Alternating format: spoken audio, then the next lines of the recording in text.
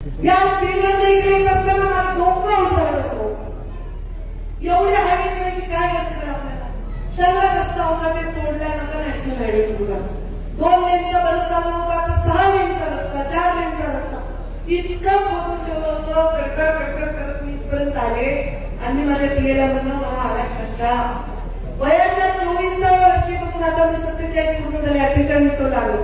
म्हणजे 24 वर्ष याच रस्त्यावर जवळपास 20 माणसं ते सगळं कसं बदलायचं मला तर कंटाळा आलाय.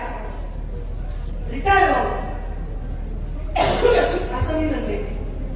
म्हणजे या कार्यक्रमात जेव्हा मी आले आणि तुम्हाला सगळ्यांचा उत्साह बघितला, जाग्यावरच्या गरीब घरामधल्या या चमकणाऱ्या डोळ्यांना मी जेव्हा बघितलं तेव्हा वाटलं आपलं काम संपलं नाहीये.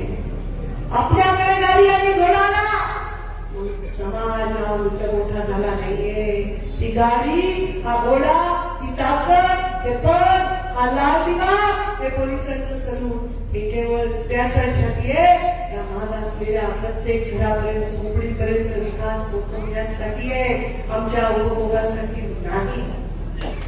कसं रिटायर होतंय? अजून तुमच्या हातातला कोयता तसाच